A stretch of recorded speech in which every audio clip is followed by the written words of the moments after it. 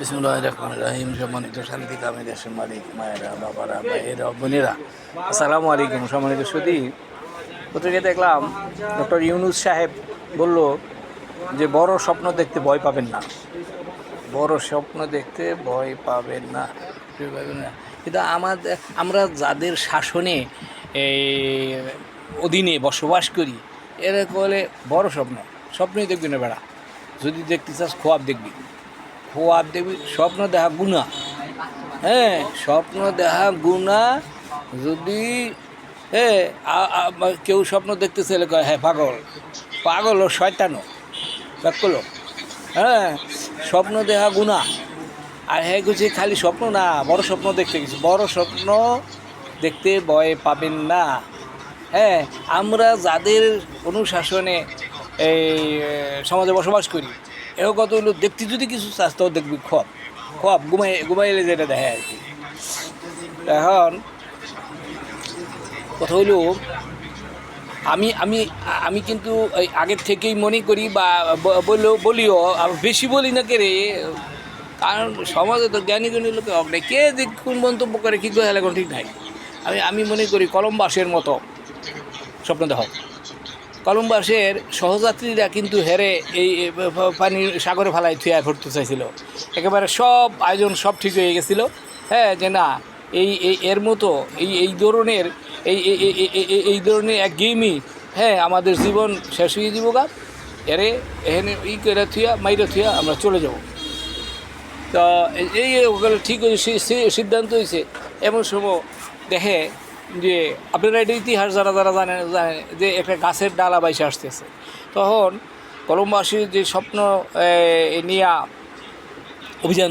অভিযানে গেছে, তা মনে করতেছে যে তা প্রায় ৮০ ভাগ সফল, যে খুব কাছাকাছিই কোনো মহাদেশ আছে। হ্যাঁ, নাইলে এটা হতো না। ভাই বোনেরা, তখন আপনারা ইতিহাস যারা জানেন, তা কলম্বাস তো সফল হইল। হ্যাঁ, শুধু কলম্বাস কেন, পৃথিবীর, হ্যাঁ, যে রকেট বানাইছে, হ্যাঁ কি স্বপ্ন না দেখি, আন্তর্জাতিক রকেট হয়ে গেছে গা। হ্যাঁ, যে মোবাইল বানাইছে, এগেম হয়েছে, যে এক্স-রে মেশিন, হ্যাঁ, রোগ শোক হইলে কী হয়, এই যে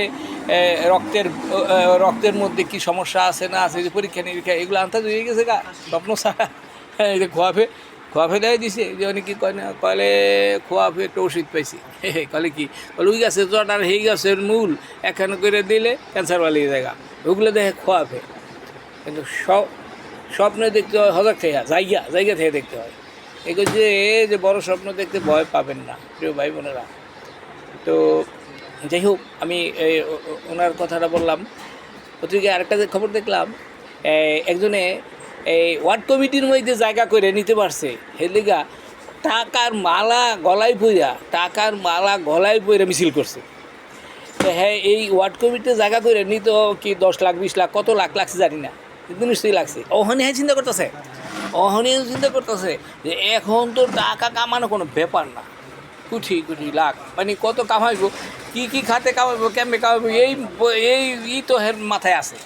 হ্যাঁ, এই চিন্তা কত খুশি হয়েছে যে টাকার মালা গলায় দিয়া করছে। এটা পত্রিকায় আমি একাধিক পত্রিকায় দেখছি। এখন প্রিয় ভাই বোনেরা, আমি বলতেছি, আমার জীবনে এর আগেও বলছি, আমার জীবনে আর একবার নির্বাচন করার আমার ইচ্ছা আছে, সেটা এই 26 সালে যেটা হবে। এরপরে আর কোনো নির্বাচনে এই অংশ না নেওয়ার সম্ভাবনা প্রায় 100%। হ্যাঁ, ভাই বোনেরা, আমি মেম্বার থেকে দইরা, যে মেম্বার, কাউন্সিলর, চেয়ারম্যান, উপজেলা চেয়ারম্যান, হ্যাঁ, তারপরে মেয়র, এরপরে এমপি, হ্যাঁ, জেলা পরিষদের কাউন্সিলর, মানে এ থেকে ধরে একেবারে এমপি প্রেসিডেন্ট পর্যন্ত, মেয়র থেকে প্রেসিডেন্ট পর্যন্ত যে কোনো একটা পদে আমি নির্বাচিত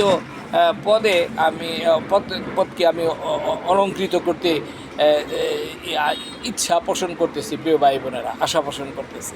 আর আশা পোষণ এই জন্য যে আমার সেবাটা আমি এমন সেবা দিতে চাই, সেটা হলো ওই প্রায়ই বলতো শামীম ওসমান নারায়ণগঞ্জে, আমি আল্লাহর রাজি খুশি করার জন্য আমি এই রাজনীতি করি। হ্যাঁ, আল্লাহর রাজি খুশি করার জন্য আমি রাজনীতি করি, কিন্তু প্রায় হ্যাঁ করতো। হ্যাঁ, কিন্তু হ্যাঁ রাজি খুশি করার জন্য করতো না করতো, এটা তো হ্যাঁ জানি দেশের মানুষেরও ধারণা আছে।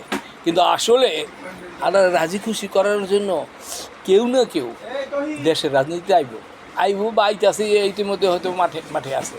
হ্যাঁ, আমি বলি, আমার মার সন্তান 6 জন, আমরা 3 ভাই 3 বোন। তো আমার মনে হয় আমার মা আমাকে সবচেয়ে বেশি মহব্বত করতেন, কিন্তু মার কাছে জিজ্ঞেস করলে মা এগুলো বলতেন, চুপ থাকতেন। আসলে আমার মায়ের মনের মধ্যে আমার মনে হয় আমাকেই বেশি ভালোবাসতেন। প্রায় আমার মায় থাকতো টঙ্গীর অদূরে, এই ওখানে আমাদের একটা ঠিকানা আছে। তো প্রায় ফোন করে কইতো, বাবা আও বাবা তোমার একটু দেখি।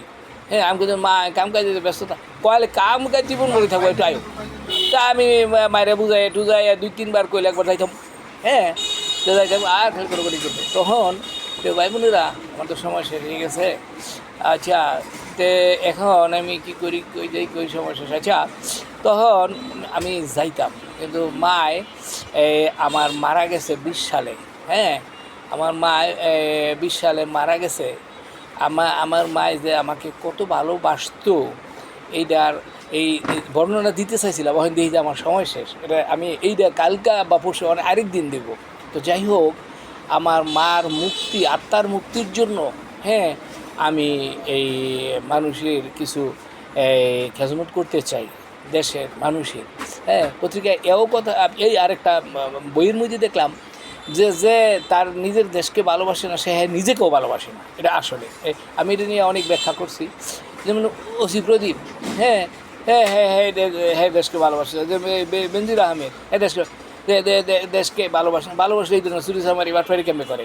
হ্যাঁ হ্যাঁ, নিজেকেও ভালোবাসে না। হ্যাঁ, বুঝতে পারলো না যে এই ধরনের কাজ করলে আমি আমি আমি বেকায়দায় পড়তে পারি, আমার জীবন নিরাপত্তাহীনতায় হইতে পারে। আমার তো সময় শেষ, আজকে আর বাড়তে পারলাম না। আসসালামু আলাইকুম ওয়া রাহমাতুল্লাহ।